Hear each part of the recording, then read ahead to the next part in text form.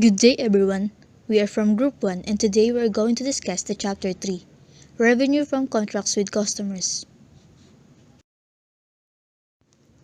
Before the change, there are various standards and interpretation to recognize revenue, but later on, they come up to Revenue from Contracts with Customers, which is PFRS 15. Its effectivity date is January 1, 2018. Companies are mandated to use PFRS 15. PFRS 15 can only apply to contract with customer, not with some other party. PFRS 15 do not apply to contracts with collaborating parties. We need to assess or evaluate if they are act as a customer or collaborator. PFRS 15 apply to all contracts except lease contracts, in which it includes in PFRS 16, insurance contract, that includes in PFRS 17, financial instrument, non-monetary exchanges between entities in the same line of business to facilitate sales to the customers. For example, when two companies trade oil or commodities or exchange them in order to meet the demand. Contracts is a meeting minds of two parties in which one binds himself with respect to other party to give or render service. Also, contracts one of the sources of obligation. It is a bilateral obligation. It can be both written or oral. Customer is an entity that buys goods or services from third parties. Revenue is recognized when the goods or services are transferred to the customer at the transaction price. In determining when to recognize revenue, here is the 5-step model for revenue recognition. The step 1 is to identify the contract with the customer. Step 2 is identify the performance obligation in the contract. Step 3, determine the transaction price. Step 4, allocate the transaction price to the performance obligation in the contract. And lastly, Step 5, recognize revenue when or as the entity satisfy a performance obligation. Step 1. Identify the contracts with the customer. Contract is a meeting of two parties in which one binds himself with respect to other party to give or render services. Revenue cannot be recognized without contract. PFRS 15 describes the attributes for its contract in which the approval, rights and obligation identify, commercial substance, payment term identify, and lastly, collectability. There are two basic issues in identification of contract: combination of contracts and contract modification. Combination of contracts are two or more separate contracts. It can be accounted as one because they are similar. Also, there are rules need to be considered to take the separate contracts as one contract. Contract modification is what would be the result if you modify or change existing contracts. Step 2. Identify the performance obligation in the contract. It is a certain promise in the contract to deliver to the customer. It can be goods or services, or it can be a distinct or series of distinct goods or services. Performance obligation can be both explicit performance or implicit performance. Explicit performance, it is in the contract, while implicit performance can be based on the practices or policies. If it is no transfer to customer, there's no performance obligation. We need to identify if the performance obligation should be treated separately or distinct. Step 3. Determine the transaction price. It is the expected amount of consideration that an entity has a right to receive under the contract for transferring goods or services. It can be variable or can be fixed. In determining transaction price, we need to consider the effect of the following. Variable consideration, it may be varied because of discounts, bonuses, and etc. Future outcome, significant financing component in the contract, it is a delay payment, and others that can be affect the transaction price. Step 4. Allocate the transaction price to the performance obligation. For example, there is a sale in the mall. If you buy a t-shirt, you will get one free mug. worth 200 pesos. The mall regularly sells t-shirt as 180 pesos and a mug for 60 pesos, a total of 240 pesos. We need to allocate 200 pesos that I pay based on the relative price. Standalone selling price is the price at both performance obligation can be sold separately. There are three methods used to estimate the standalone price: the adjusted market assessment approach, expected cost plus a margin approach, and residual approach. To the given example, to allocate the transaction price, standalone selling price divided by total standalone selling price times transaction price. Standalone selling price for t-shirt is 180. Total standalone selling price is 240 times 200, which is the transaction price. It is equal to 150 pesos for the t-shirts. And to get for the mug, same process, 60 as a standalone selling price over total standalone selling price, which is 240 times 200 equals to 50. For t-shirt, it is 150 pesos and for mug is 50 pesos. Revenue can be only recognized if the performance obligation is being delivered to the customers. Step 5. Recognize revenue when or as the entity satisfy a performance obligation. It can be satisfied if the promised good or service is being delivered to customer. It can be happen at the moment the control of the goods or services is being transferred. Here is the example illustration of 5-step method. On January 1, 2001, Entity A enters in a contract with the customer for the sale of machine and related 1-year maintenance services for total contract price of 1 million. Entity A regularly sells these items separately. If they were to be purchased separately, their standalone selling price are as follows: 900,000 for the machine and 300,000 for the 1-year maintenance services. Entity A transferred the machine and collect the total contract price on February 1, 2001. The maintenance services start on that day. The first step we need to is identify the contract with the customer. The contract qualifies for accounting in accordance with the PFRS 15 because all the requirements are met. In step 2, identify the performance obligation in the contract. There are two performance obligations in the contract: the transfer machine and rendering of maintenance services.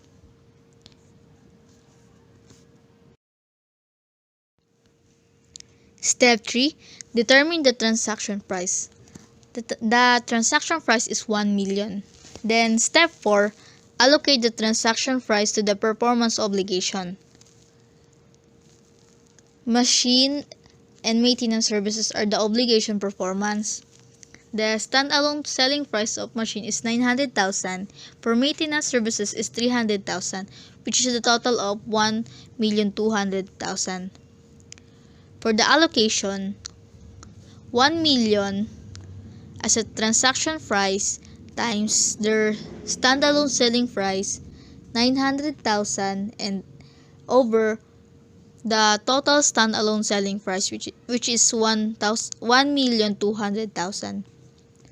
For machine, the total allocated is 750,000, and for maintenance services is 250,000, which is a total of 1 million pesos. Step 5. Recognize revenue when or as the performance obligation is satisfied. The promise to transfer the machine is a performance obligation, satisfy a point in time because it does not meet any of the conditions for a performance obligation satisfy over time. Satisfaction of performance obligation. It can be over time or as the point of time. Performance obligation satisfy over time recognizes revenue gradually over the contract period. Construction contracts is one of the examples. Performance obligations satisfy at the point of time, revenue recognized at the point of time. In measuring progress towards complete satisfaction of a performance obligation, there is a two method. The first one is output method. It measures the result achieved and value transfer to a customer. For example, surveys of performance complete to date, appraisal of result achieved, milestone reached, time elapsed, and units produced or units delivered. The next one is input method. It measures the effort of materials expended to satisfy the obligation. For example, cost incurred, resources consumed, labor hours expended, machine hours used, and time elapsed. Contract cost is consisting of incremental cost of obtaining a contract and cost to fulfill a contract, wherein according to PFRS 15, incremental costs of obtaining a contract are the cost incurred in obtaining a contract with a customer that the entity will not have incurred had the contract not been obtained. Example is the sales commission. In cost to fulfill a contract are within the scope of other standards that are accounted for in accordance with these standards. Example is past to inventories, past 16 property, plant, and equipment, or past 38 intangible assets. The other standards that are recognized as assets are the costs that are directly related to a contract or specifically identifiable anticipated contract, and if the costs generate or enhance resources that will be used in satisfying performance obligations in the future, and if the costs are expected to be recovered. The costs that relate directly to a contract are the following. First is direct labor. Examples: salaries and wages of employees who provide the promised services directly to the customer. Second is direct materials. Examples are the supplies used in providing the promised services to a customer. Third is the allocation of costs that relate directly to the contract or to contract activities. Examples are costs of contract management and supervision, insurance and depreciation of tools and equipment used in fulfilling the contract. Fourth are the costs that are explicitly chargeable to the customer under the contract. And lastly, the other costs that incurred only because an entity entered into a contract. Example is payment to subcontractors. In amortization and impairment, the contract costs are classified as assets are amortized in accordance with the transfer of corresponding goods or services to the customer on a systematic basis. The impairment loss is recognized in profit or loss if they recognize impairment loss in accordance with another standard. Second is if they recognize the impairment loss in accordance with the PFRS 15, which is the excess of assets carrying amount over the remaining amount of consideration that the entity expects to receive, and the costs that relate directly to provide goods or services that has not been recognized as expense. Third is the resulting carrying amount after applying step 2 included in the cash generating unit to which the asset belongs to the purpose after applying past 36 impairment assets to that CGU. Under the presentation, the contract in statement of financial position is presented as a contract liability or contract asset when one party had performed. According to PFRS 15, contract liability is an entity's obligation to transfer goods or services to a customer for which the entity has received consideration from the customer. Ito ay ang obligasyon ng entity na maglipat ng mga produkto or serbisyo sa isang customer kung saan nakatanggap ng consideration ang entity mula sa customer. Nare-recognize ang isang contract liability ng mas maaga sa date kapag ang entity ay tumatanggap ng consideration bago ang produkto o serbisyo ay mailipat sa customer, at kung ang entity ay may unconditional right to the consideration bago mailipat ang produkto o serbisyo sa customer. In this illustration, on January 1, it has no entry because neither party has performed his obligation in the contract. On January 31, under Scenario A, Walang receivable na na-recognize dahil ang ABC Company ay walang unconditional right to the consideration. Under Scenario B, ang receivable ay na-recognize dahil ang ABC Company ay may unconditional right to consideration. Ibig sabihin, ang hindi nakanselang kontrata ay nangangailangan ng pagbayad sa petsang ito. Ang ABC Company ay may karapatan sa pagko-consider kung itutuloy o kakansilahin ng customer ang kontrata. On March 1, under Scenario A, ang contract liability ay nare-recognize kapag ang paunang bayad ay natanggap na. Under Scenario B, ang contract liability ay na-recognize sa mas maaga sa petsa na nakuha ng entity ang unconditional right to the consideration at ang petsa na aktwal na natanggap ang paunang bayad. On March 31, nare-recognize lang ang revenue kapag sila ay satisfied sa performance obligation. Halimbawa nito ay ang mga produkto ay inilipat sa customer.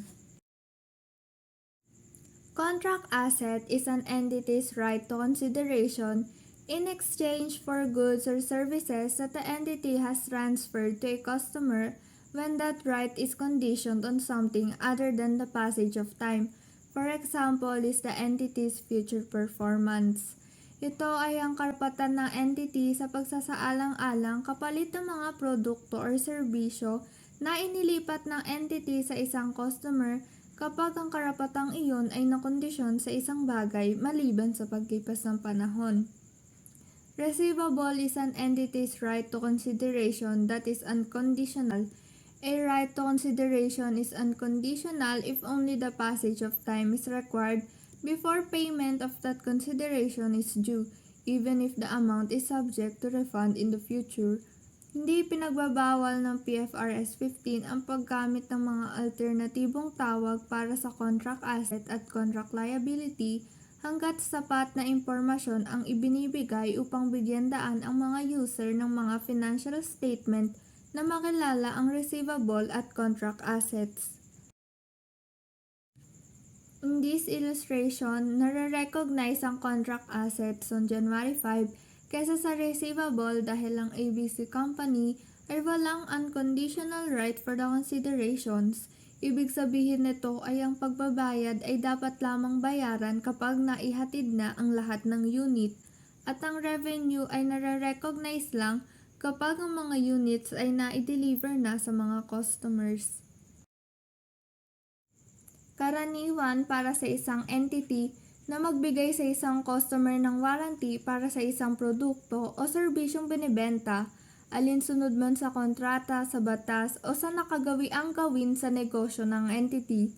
Halimbawa, binibigyan ng isang entity ang isang customer ng karapatan na ibalik ang isang may sira na produkto kapalit ng isang gumaganang produkto. Narito ang mga dapat i-consider kapag ang isang warranty ay nagbibigay sa isang customer ng karagdagang serbisyo sa napagkasundoang detalye. Una ay whether the warranty is required by law. Ito ay isang warranty na kinakailangan ng batas ay hindi isang performance obligation dahil ang mga naturang kinakailangan ay karaniwang umiiral upang maprotektahan ang mga customer mula sa panganib ng pagbili ng mga may sira na produkto. Pangalawa ay ang the length of warranty coverage period. Ito ay may mahabang coverage ng warranty ang isang serbisyo na ibibigay bilang kalagdagan sa katiyakan na ang produkto ay sumusunod sa mga napagkasundoang detalye. Panghuli, the nature of the task that the entity promises to perform. Ito ay ang mga gawain na kinakailangang gampanan ng entity upang magbigay ng katiyakan na ang produkto ay sumusunod sa napagkasundoang detalye.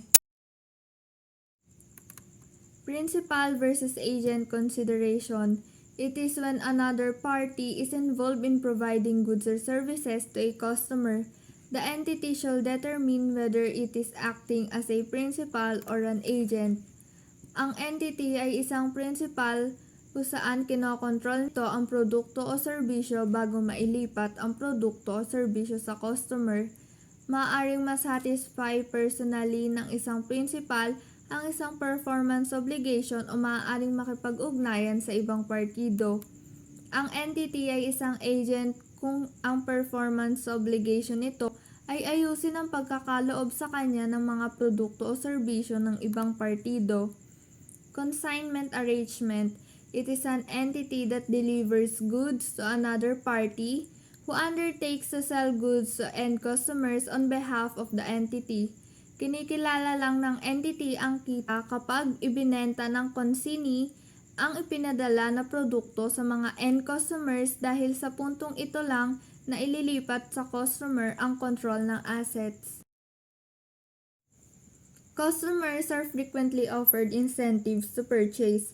Customer loyalty programs allows business to reward customers for purchasing their goods or services. The consumer gets award credits, commonly referred as points, from his purchases under such a program. Points can be redeemed for free or reduced priced items and services. Ang mga parangal na inaalok ay maaaring magsama ng mga produkto o serbisyong ibinibigay ng entity at mga karapatang mag-claim ng mga produkto o serbisyo mula sa isang third party. Sa non-refundable upfront fees, sa ilang kontrata, naniningil ang isang entity sa isang customer nang hindi maibabalik na bayad sa paunang bayad o malapit sa pagsisimula ng kontrata.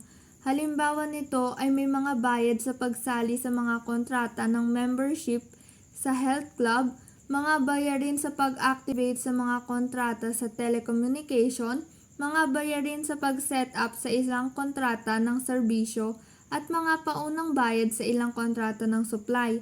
Ang upfront fees ay itinuturing bilang isang performance obligation kung ito ay nauugnay sa paglipat ng mga natatanging produkto o serbisyo sa customer.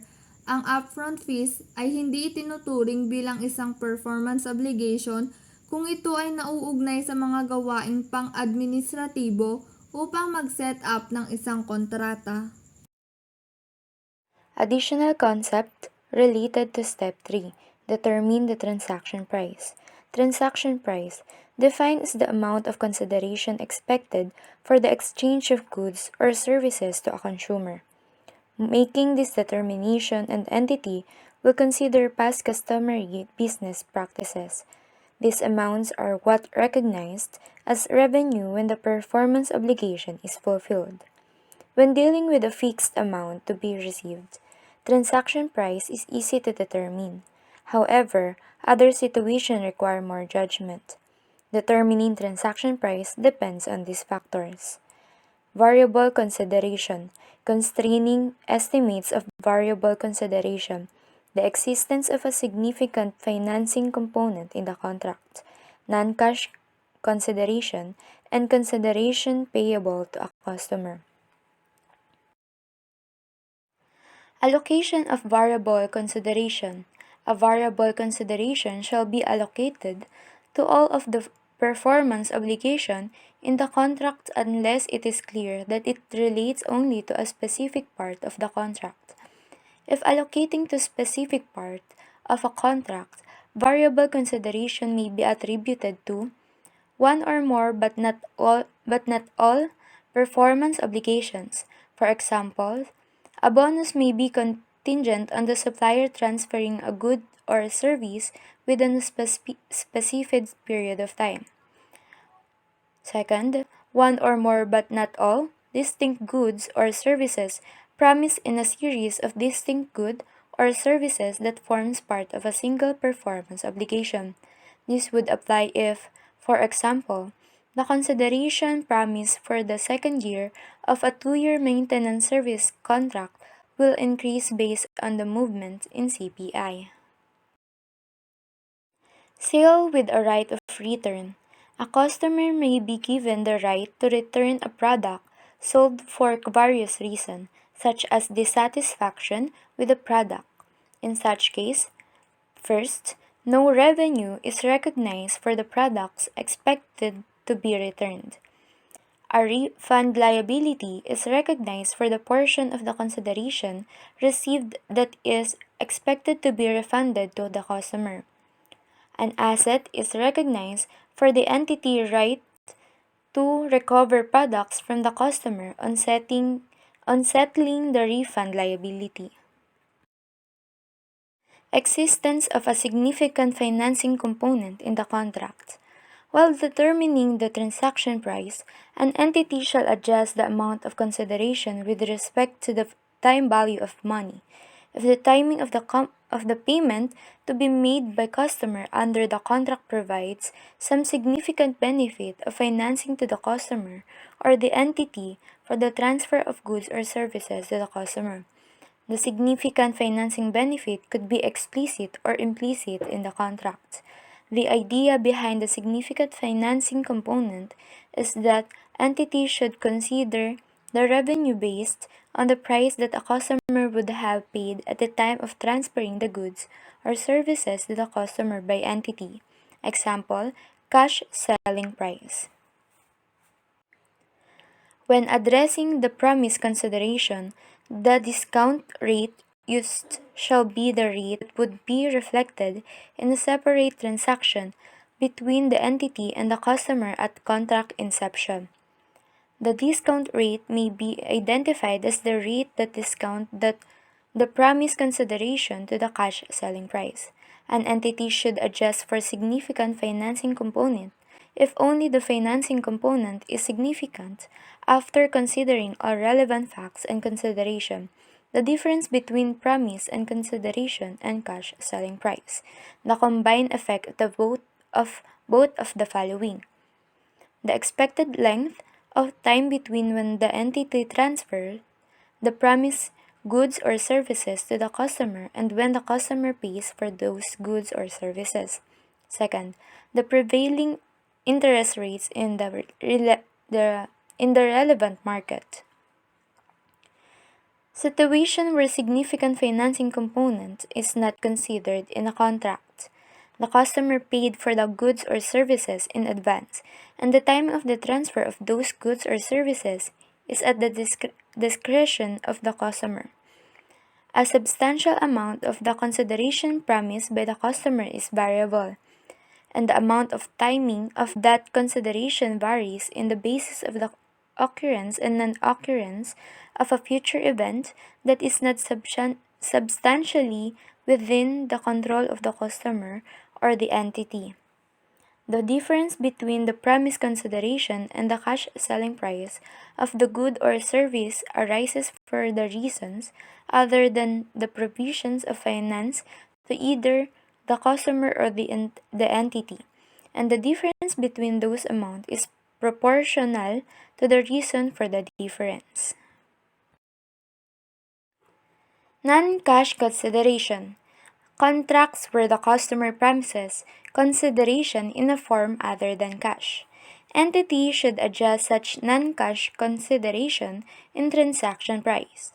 The non-cash consideration should be measured at fair value, and if the entity cannot reasonably estimate the fair value of the non-cash consideration, then the entity should measure the consideration indirectly by reference to the standalone selling price of the goods or services promised to the customer in exchange for the consideration. Consideration payable to a customer. Consideration payable to a customer includes cash amounts paid or expected to be paid to the customer as well as things like credits, coupons, or vouchers that can be applied against what is owed to the seller company.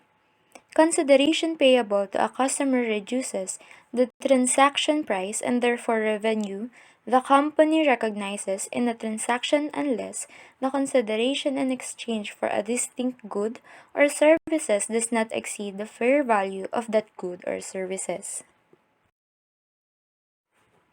Now, for the final step, in applying the new revenue recognition standard is to recognize revenue when or as the performance obligations in the contract are satisfied.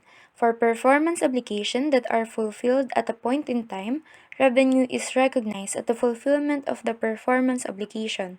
For performance obligations satisfied over time, an entity must decide how to appropriately measure the progress and the completion of the performance obligation. Bill and hold arrangements. Bill and hold arrangement, a customer has purchased goods from a company and requested that the company retain the goods until the customer is ready to receive the goods. In determining the point at which it is appropriate to recognize revenue from a sale of the product, the, the supplier applies the same control criteria as for any other sale to be recognized at a point in time. Layaway sale.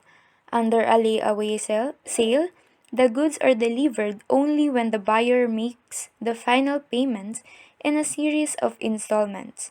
Under a bill and hold arrangement, the delay in the delivery is due to the customer's request, while under a layaway sale, delay in delivery is due to the seller's request.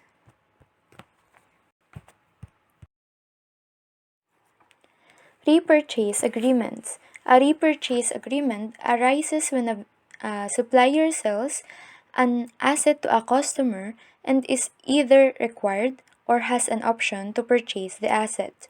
The asset could be the same one that originally sold to the customer, one which is substantially the same, or another asset of which the asset originally sold is a component. Repurchase agreements generally come in three forms: an entity obligation to repurchase the asset, an entity's right to repurchase the asset, an entity's obligation to repurchase the asset at the customer request. Contract modification. A contract modification is a change in a scope or price, or both, of a contract that creates new or changes existing rights or obligations. A contract ossification may exist even though the contracting parties have a dispute about the scope and or price of the modification or change in the scope has been approved, but the corresponding change in the price is not yet determined.